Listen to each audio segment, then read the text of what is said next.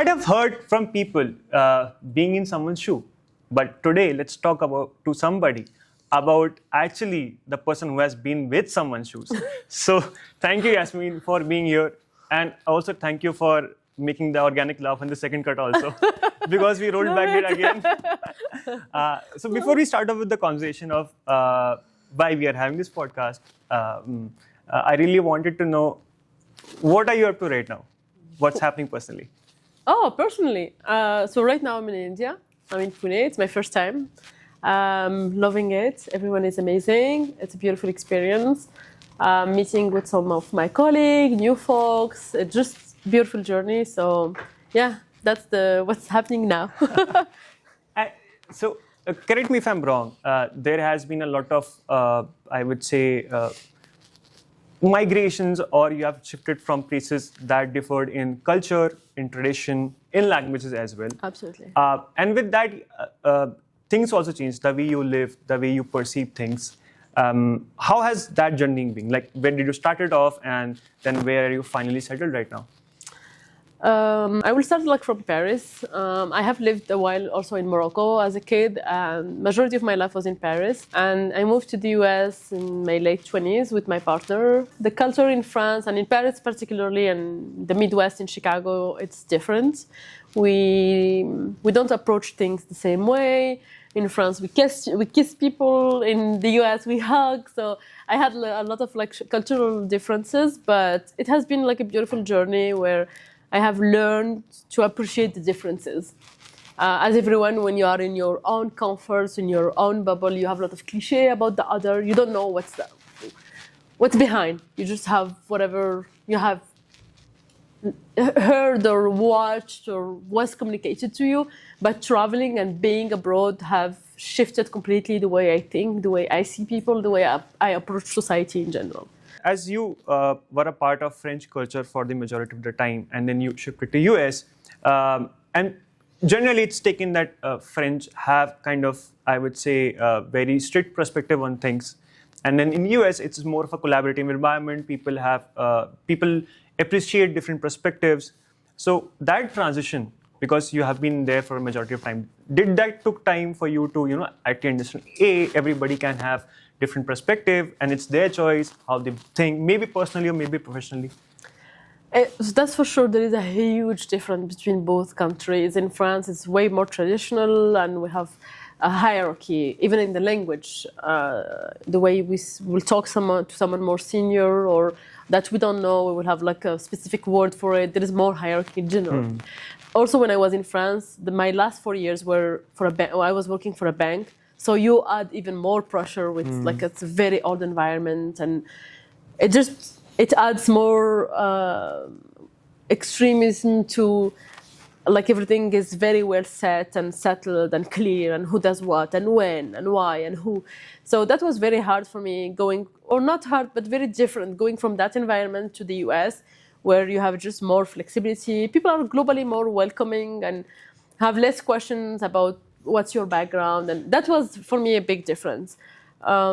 But again, every place is really different. Paris is it's a cosmopolitan place and global environment. You work for people from all over the world, but we keep an eye a little bit more strict about you have to be French enough. Yeah. While in the US, it's not much. Yeah.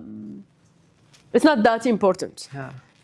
I have now that I'm in the US, my network and the nationalities around me are way larger than I had before in France. So, yeah. But again, I was at different age, different environment. When you are out of college, the majority of your friends are also from the same area. So it's not really comparable. I'm not the same person too. I have changed. So I cannot see my country or the country that I live in now with the same glasses. It's not the same. And to that, I had a very important question. So how many people have you personally seen being proposed or proposing somebody on the Eiffel Tower or in front of Eiffel Tower? Because you come from Paris. Never? Never. Cliche, guys. It's a cliche. Don't believe on movies. It happens every time in a movie. It's all cliche. Never. And I lived 10 minutes from the Eiffel Tower for years. movie things. But again, the reality. How do you see people dancing Bollywood dance, on the street? Yeah, if they are down to pegs. I have never seen that. I have been here for over a week. People have like a normal Yeah. daily life. You don't see. So that's the differences that you will. Yes, there is a difference when it comes to a cinematic view and the personal Absolutely. takes on things. But and this happens. Let's say if you are somebody who like to have things in control, as a manager and a boss, I think so. There is this reflection of same in your personal life. I have seen people who are very strict in nature when they are as a manager, as a leader, and they have that kind of persona at home also. And sometimes in the work ethics, you require some kind of these hard professional traits, but personally you don't. But it somehow reflects, or I would say, have a reflection on both of them. Do you encounter any of these situations like you see, hey, everything has to be on time, you are not doing this work, but personally... You need rules, but you need also flexibility. Not like sometimes there is mistakes, sometimes things can change. So I go with like, you always have to be trying to learn and grow, and you have to keep flexibility. Things can change, last minute can happen. It's not that we're not doctors, we're not saving anyone. Yeah. We are like, take it easy, but at the same time, I expect some professionalism and some time management and involvement in what you do. So there is like you have to find the balance and to adjust also to the profile of the people that you are working with. Some folks will take it way more personally, others have more distance. So you have to analyze and adjust. Adjust. Yeah. And then we'll circle back to your experience with working at a bank. Where after that? Like, what was the next step after that? So after that, I moved to the US. I did some sales job, and then I worked for the French Alliance in Chicago, where I was teaching. I was a French teacher. And then for a while, I worked with them also on the financial department, as I have a master's degree in finance. And then I had the opportunity to join Elastic. Elastic. Yeah. And so you come from a sales background. I have been doing sales since I was 15 years old. Like in France, we have an internship to do when we are in middle school. It's a 1 week, just to try a job or to put you like in an environment where you have to understand that whatever you are choosing for your major for high school and your degree in college, it's for work. It will impact you forever. So when you do this internship and you are 14, 15 years old, you kind of see life differently. You are with only adults. It's not anymore people your age. It's not like a school and a classroom. Now you are with people like paying things, calling. It's a complete different environment. And for me, it was in a bakery. I always wanted to do sales. So I was like, it's perfect. I will be behind the cashier and just like, they will be counting money, giving like baguettes to people. It's very cliche, but that was my first sales job. Did you get any free bagels? I did every day. Then it was a good job. Yeah, it was only a 1 week, but I loved it. Yeah. So we talked about that your first job as a salesperson in bakery, and now you are leading kind of a sales division of this startup, and then before that you were in Elastic. Because it's a tech environment, a lot of things depends on tech. Do you actually agree or disagree with with this belief that, okay, if you're doing sales for, I would say, a product that is based in technology, you should have a well-served hand in that technology also? Maybe Elastic or maybe anything. I don't know. I think it depends on every person. Some folks can learn by themselves. In some roles, you don't need to. At Elastic, for example, we had solution architects. So you are paired with someone who's very technical, and that person will be handling the technical questions. But for other competitors, they needed every sales folks to do some trainings and to have some backgrounds. For other sales company, they will hire technical folks that will move to sales. So there is not one rule and one of them works. It's up to you, the way you have learned sales, your approach, the market. The market changes, what type of market you are in, and what type of customers you are selling to. So I would not say yes or no, it depends. And we have this stereotype that if you talk about somebody having career in sales, it's that one person who has this big telephone on the desk and he's calling people randomly asking for, hey, do you want this? Hey, do you want that? Maybe selling a credit card, I don't know. But according to you, if somebody wants to start off their career right now in sales, what parameters or what tips and tricks or you would suggest them to go through? Sales in the tech industry. Tech industry. I would recommend going through some free training. For example, I will take our example. We have a group called Women in Sales. And in that community, you can connect with any women. I basically have like 1 or 2 calls a week with random women in this planet that will book time on my calendar and be like, hey, can I have some advices? Can you help me with my resume? What do you recommend me to improve, to study, to do, whatever? So I would recommend that. Try to have feedback. Try to learn from others what they can orient you to do. Basically, it could be from improving your communication skills, improving your resume, improving your knowledge of that industry. It's not the same, like you need to have some idea of what do you want to do. For me, it was easy. Elastic was looking to hire someone that speaks French for Canada. Yeah. It was like straightforward. And my dream was to work in tech. My dream before that was to work for a bank. I wanted to do a master's degree in finance, but I prepared for that. I studied for that. I went to college. I worked for them. Now I shifted, working with all of these tools internally, all of this software. I don't know. It created something on me. I wanted to understand how does it work, who sells them, where, and it's how slowly I was able to shift to IT. Same way, if tomorrow I'm interested by something different, I will grow my knowledge and my culture about the industry, and slowly I will shift to that. But you need to have like an interest. What do you like? Why? And now Google, YouTube, LinkedIn, like to have access to data, it's free, it's out there. So if we have to create just a table of having the hard skills and the soft skill of being that ideal salesperson, first thing that you mentioned is your interest and curiosity in that particular field. Yes. And what else? Flexibility, learning, someone that is always learning to, willing to learn and looking to learn. Because you have, if I have to do the effort and always train you, it's exhausting for me. But you have also in your end to be like interested, what's on the market, what's going on, who are our competitors, what they are working on, posting, communicating. You have to be aware of your surrounding on your job. Like literally, you have to be aware of what's going on the market. And yeah, flexibility, because things can change. And you might need to learn different type of skills, last minute things to do. If you have someone who's very rigid, I was hired for this and I will only do this. Yeah, but things can change and things can be last minute, and like that's not my type. I don't want to work with someone who's rigid. I love having flexible folks, because if you need time off to change things last minute, take it. I'm here to support you. It has to go both ways. I have to be there for you, but you also have to be there for me if I need something. So yeah, for me, it's learning, flexibility, and money. And money. And want to make a lot of money. Yeah. If you are not interested by the money, yeah, that's not a good thing. Yeah. And you know, ratio-wise, if we see the current IT scenario and the population, there is inequality. And let's take example of Elastic or the startup environment you are in currently right now. There is this imbalance of ratio. There are, let's be 10:2, 10:3. Only maybe having a workforce that is majority on men rather than women. I know it is difficult. It has obstacles. Yes. But I want to know, are there any advantages also? So let's answer the question that you didn't ask. In my team, I'm trying to have a good ratio between women and men.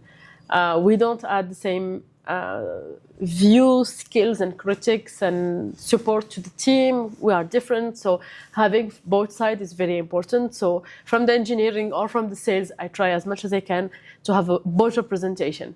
Now, your question was? Is it helpful?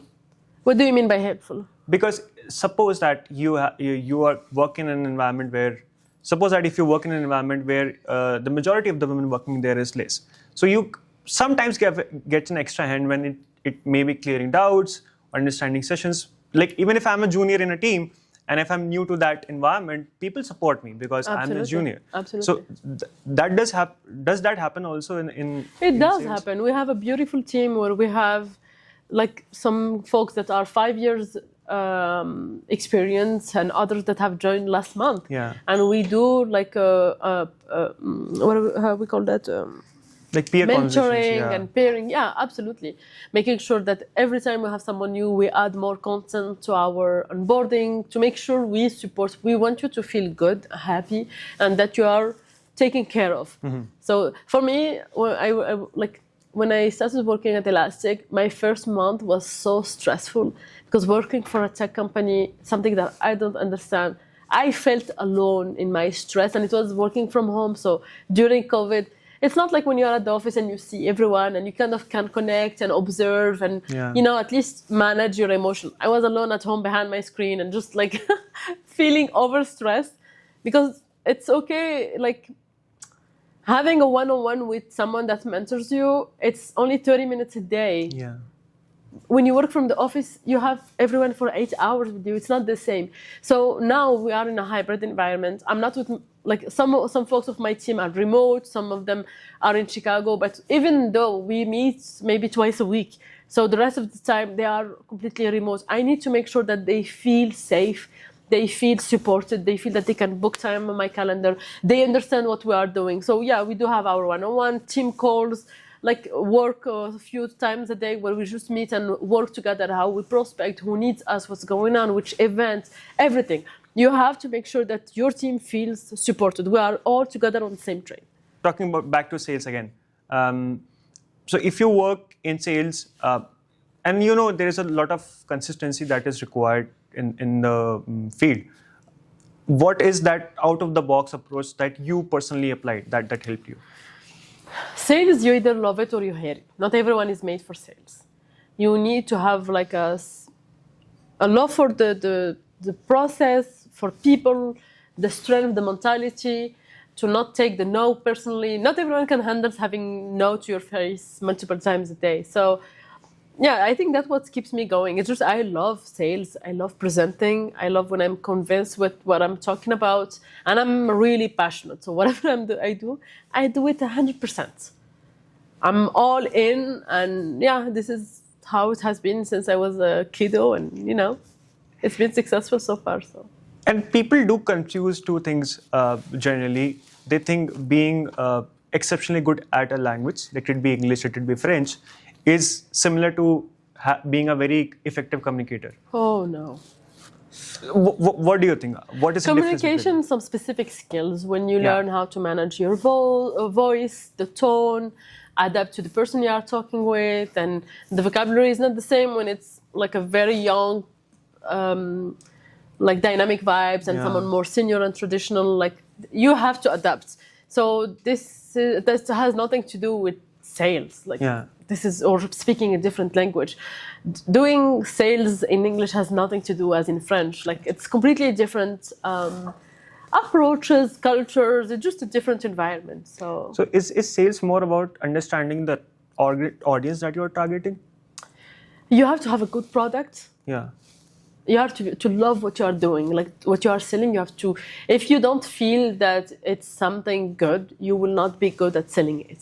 So that's my approach. I'm convinced with what I am offering, and I understand my market, type of customers, the geography, the process, the vocabulary to make it easy, and try to film myself talking, and just to make sure that I can break down properly the subject and the communication, and then you can go ahead and try directly.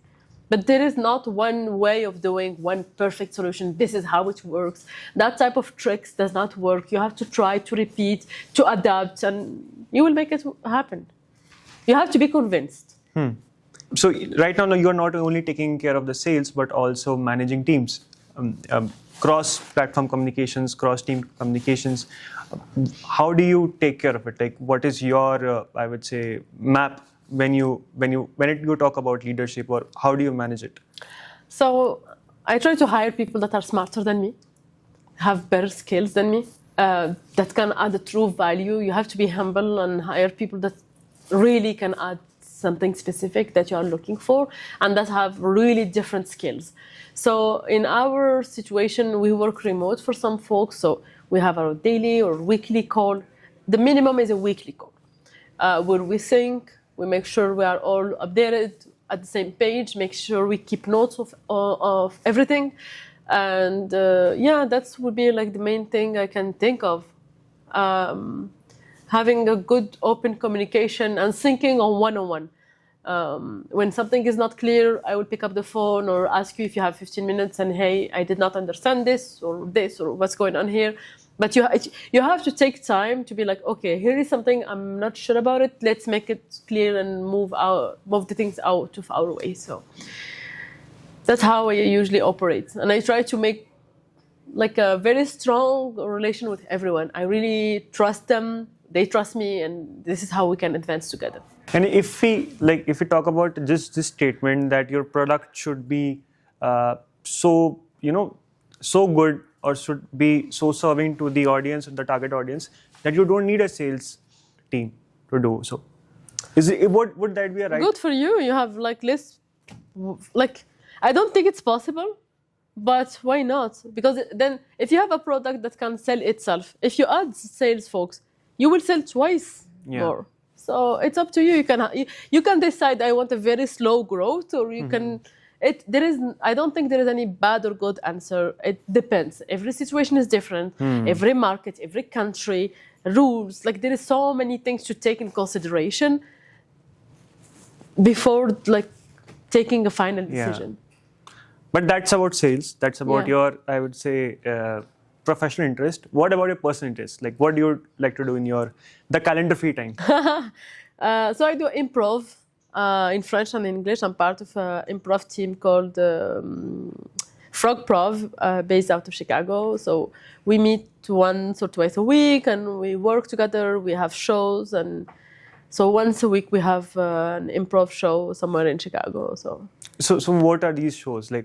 How we play like games, or we work on some specific exercise where we go from French to English, and we switch vice versa, and we will have like some specific jokes that are. But you need to speak both languages, otherwise it's boring if you don't. We had one of our shows where we had a lot of like non-French speaker, and I was like, it's fine. They will understand more than 50% that is in English. And then we did another show where it was our team, our like French and English, and we had another group that was Spanish and English. And I was only understanding half of it. I was like, oh my God, this is not fun at all. So sometimes you have to be in the other person's shoe to understand, but it's not fun. There was this other interesting question I had because now I'm curious. because I take food personally. It doesn't look like that, but I do. No, because I don't, and it look like that. but so I come from a family that are proper Muslims. Okay. No religious involved, but still proper Muslim. And then my mother was from a different section, my father was a different section, both Muslims, and we have a variation of platter at home. Okay. So we have food from both the cultures. Now I'm in Pune. What's your background? Like, do you meet from different? So my mother is like Indian Muslim, and my father's 4 ancestors, they were from Afghanistan. Okay. So we have a lot of things that is more into like big bowls of having food, rather than having just chapatis and rotis. Okay. So it's a little different. And then I came to Pune. You get this pav. You don't get the chapati, those tortillas that you call. Okay. So it's different. So I am somehow managing having. That's what you call hard. I am from Moroccan and French. Yeah. It has nothing to do in common. Like 2 planets. 2 planets. So going from like a tagine and a couscous to, I don't know, raclette and bœuf bourguignon. I cannot even pronounce them. But I will make you taste them. You will love it. So, if you like cheese, if you eat cheese. Anything that is free.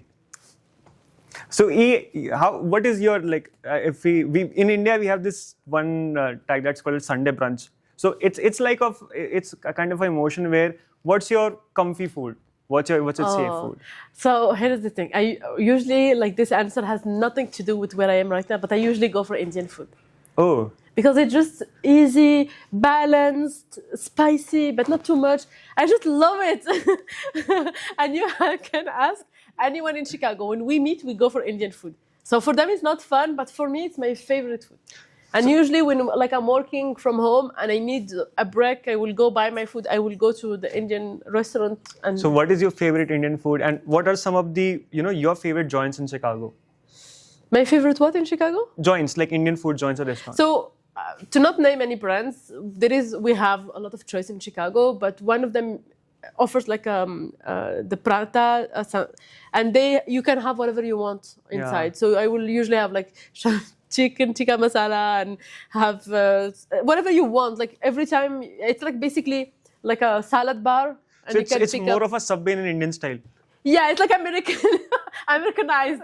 But yeah, so this way, like every day I have the feeling that I'm eating something different, even though I'm going to the same place every day. Same place. So now when they see me, they like sometimes start preparing. And I'm like, I have to stop coming here, but I can't. I just love it.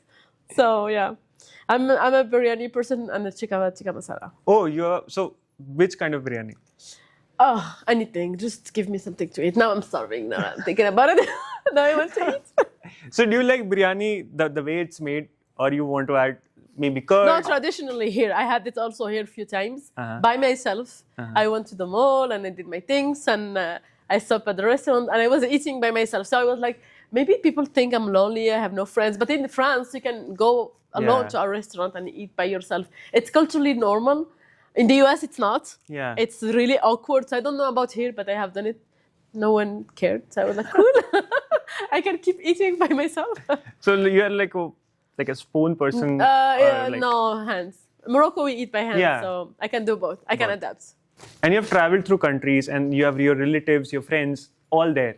And then you're working in another situation or in another country. Yes. Any kind of homesickness you ever felt? Not really. For some reason, I love traveling around. I go home often, every few months. So I don't really feel it that much. I don't really feel it. But yeah, no, I'm someone who adapts. So I go with the flow, and life is short. So take the advantage, live your life, experience things. So yeah. So having homesickness is yes, sometimes, but not that much. And I don't want to look like cold. I don't like my parents or something. No, I do. I just love having also my own life. yeah, so a bizarre experience. Any day in your job, you were like, I'm done with sales. Any day. No.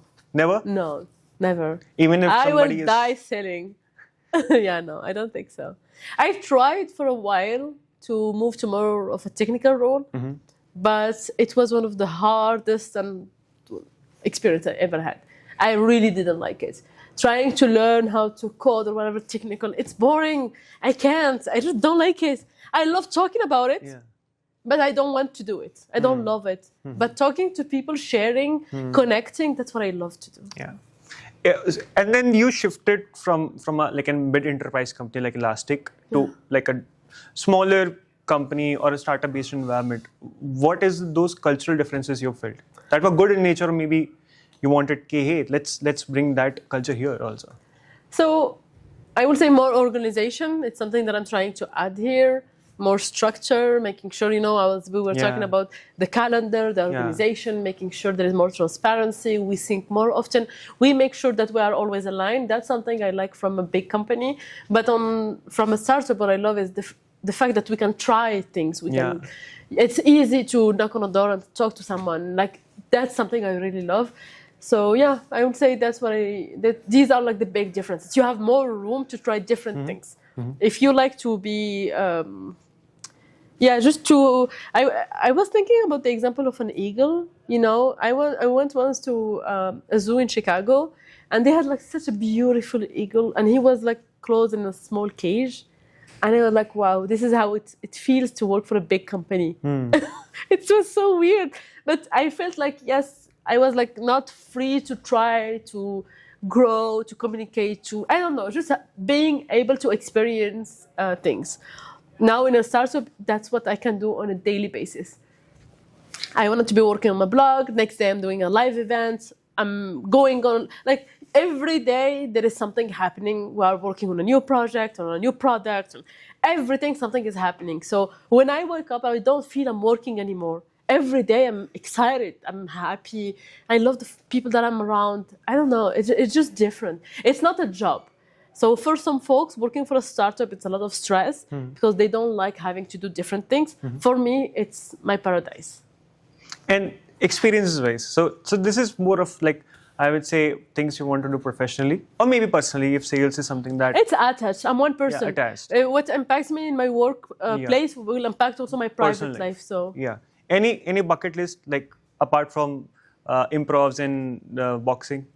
oh, visit more countries. It's my first time in, like, probably in Asia, so maybe visit more things here. Yeah, I don't think I'm content. I'm happy with everything I have experienced so far. I'm grateful for everything. So probably just now seeing Hyperflex as a startup grow and making sure we have like finance team, everything going properly. That's my dream now. It's like my life is around that. So. And you talked about Hyperflex. Is it because it's kind of a SaaS company or a service providing company in certain tech stack, let it be Elastic? Is it important to have kind of a proper sales channel to get the right clients, or it's just hidden and trial method, like try everything, let's see what works out? You have to be organized. For example, the way you will prospect in North America, it's not the same as in Europe. Or like there is some countries where calling is not allowed. And like, so you have to adapt. So the best will be for every person, you give them a specific territory. They have to learn about it, grow their culture about that environment, and who are the competitors already there and everything. And then you start, you push the button start. So this is my approach. Cultivate yourself, grow, understand, and then try. As long as you're trying, it will work out.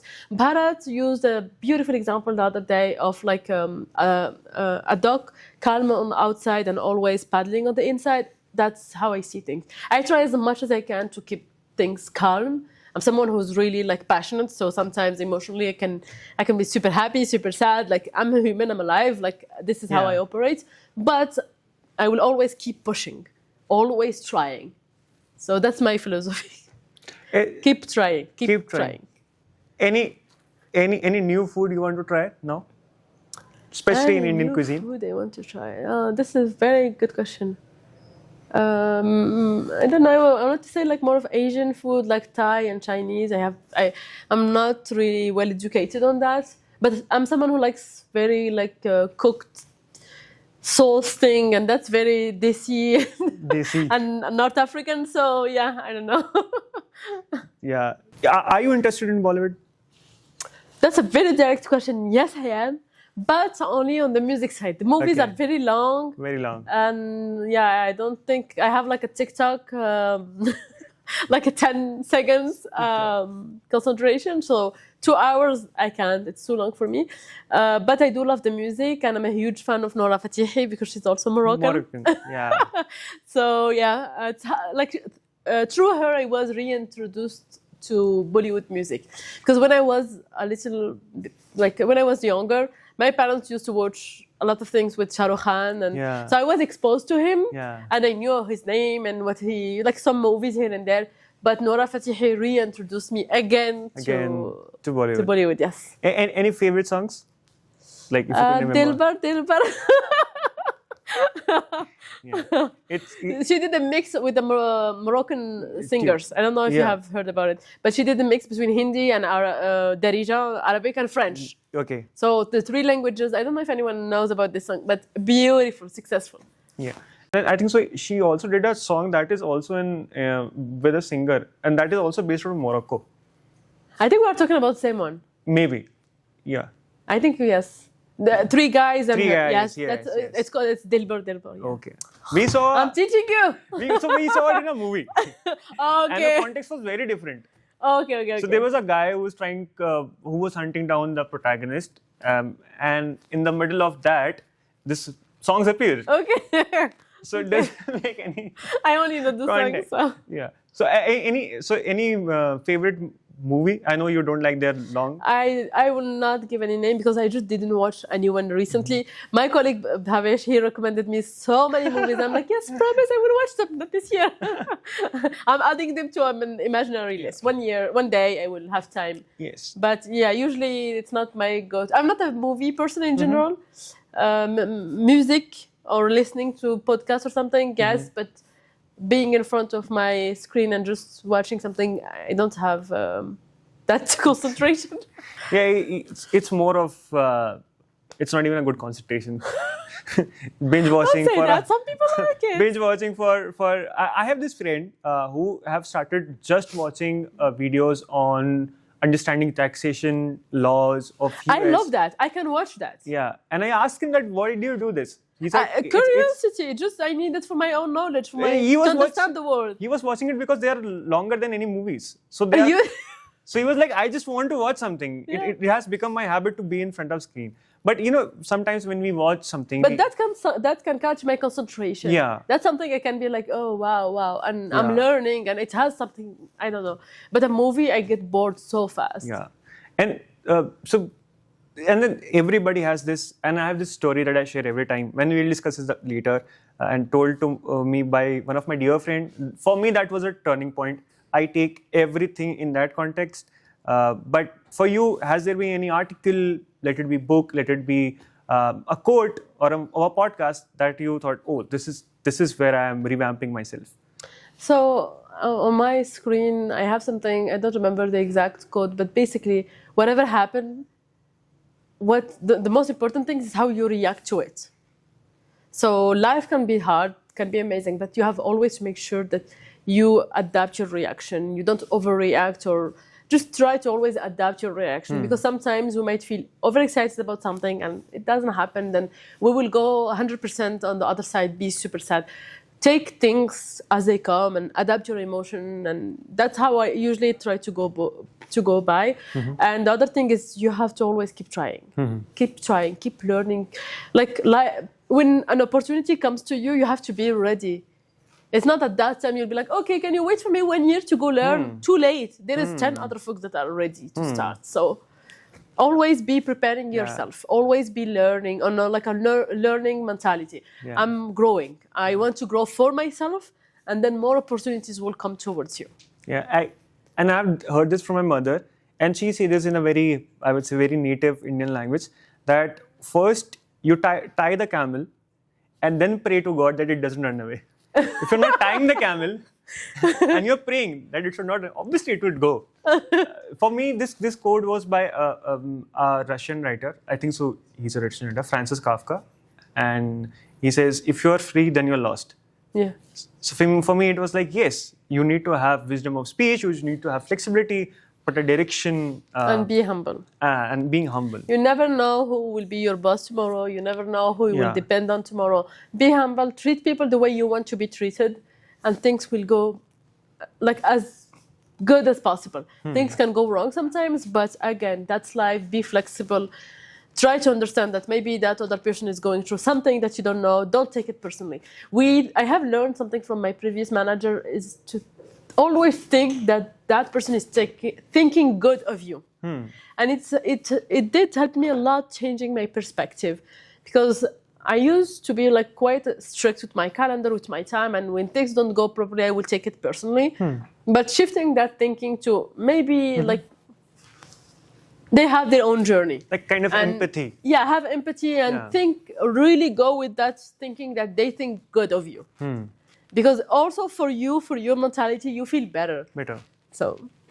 Yeah, I think so. There is this lack of, we do have a lot of IQ, especially in IT tech industry, but incorporating the EQ, that emotional quotient, it's the need of the hour. Absolutely. And you talked about your love and affection for biryani. If you had a chance to share that one dinner or one biryani plate with somebody, who would it be? I think I will try to have 2 dinners with biryani. One will be with the founder of Elastic. We met a few times, but we never had time to talk about his journey and how he feels now about Elastic, now that we have new technologies and search is changing with ChatGPT and other OpenAI. And that will be something that I would love to have a conversation, and just he's someone really that I respect. And the other person will be Noura Fatihi. I'm a huge fan. So having something with her, going for like some movement and having that will be my dream. So Noura Fatihi, if you hear me. Paid promotion, guys. Paid promotion. Yeah. Yes, I think so. This is one point that we missed, and we can maybe put it for another podcast. Being a founder of a company that is right now being listed as with other tech companies, like if you see a use case story of Kafka, they say they are using Elasticsearch. It's a big thing. What is the vision of the founder of Elastic? Like, how did he start it? And you might have been So through it. the way he started, he tried to help his wife. So she's a chef cook, and she was doing an internship or something in London, and he was with her, jobless, I think. If I'm not wrong, don't quote me on that. And she needed help to, basically sometimes she will have some ingredients, and she cannot just by heart know they will go in which recipe. And him as a coder, he was like, I can help you manage that, or connect the dots basically. And he started coding something for her between like all the recipe that she has in the book and what's left, and she will immediately have the recipe that will show up. Yeah, and it's how Elastic started. And he put it as open source, and it blew up. So. And today we created Hyperflex to support Elastic users. Elastic, so Elastic life users. can be beautiful. Yeah. I was explaining that to my mom. Not yesterday, but the day before, about jobs and how the market is changing and new technologies, because we were just talking about robots and stuff like that. And I was telling her that the job that I'm doing today and what I'm selling did not exist when I was in high school. Yeah. So for my brother right now going to college, his first year in college, and doing IT too, we don't know what he will be doing in 10 years. 10 years. He might be working on something completely new. Things are changing and moving, so we have to keep learning. We have to keep, just be aware of what's going on the market, what's out there, and adapt. And have kind of a personal interest and curiosity. Of course, if you are not interested, it will not work out, and that's life. I don't think Noura Fatihi cares about what type of IT is there, but she's a good dancer. And she's one of the best probably here in South Asia. Yeah. So when you will think about doing a movie and you need a choreographer, you will go for her. But if you follow her on social media, she's always working and repeating and doing different types. She tried like some hip-hop, R&B, different things. She's always working on trying on different markets. And I respect that. It's how I see also, our business, what I'm trying to do, always trying different things, always growing. I think it's a very different but a very unique analogy of comparing an IT sales pipeline to somebody who is a famous renowned Bollywood dancer. But yes, me and my whole team agrees with the fact that there's one life, and you don't know what you will become in the next life if there is. You don't know. So it's important that we try new things. Absolutely. And then failing is just the part of learning. Do you know how many times we fail when we were a baby before we start walking? Do you have any idea, any number? I never counted myself. Yeah, I don't. But any idea, just like a rough... it's. I don't know. 2,000 times, approximately 2,000 times. 2,000 times. So can you imagine how often we fail before we can succeed to something vital for us? Maybe what I think on this is that because that baby was just trying to learn how to walk, there was no, I would say, kind of responsibility on his shoulder or something like that. And we do this in general life. So before we take any decision, there are considerable factors. Oh, if I did not do this, what would happen? What should be my B plan? So yes, trying out new things is important, but when you have that, when you keep that in consideration, it becomes a little hard, right? So, but yeah, 2,000 times. 2,000 times. So keep trying. Keep trying. Keep trying. Keep trying. You know, with ConsultAdd, how many startups they are working on? Some might work, some might not. But we keep trying. Yeah, like it didn't become the company that it is now. Like in a year or 2 or 3, we have celebrated our 14 years. Yeah. 14. It does take time to grow. So just keep trying, keep going, and surround yourself with people that help you to grow and are good for your mental health.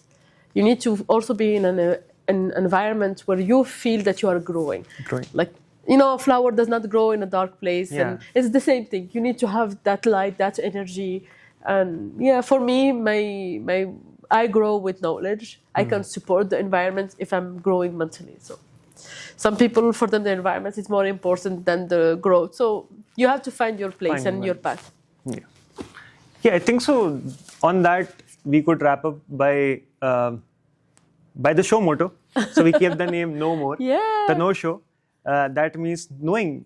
And thank you for highlighting us, or maybe helping us to understand your perspective on how sales work, or maybe how life works. More than that. So with that, we also tried something new.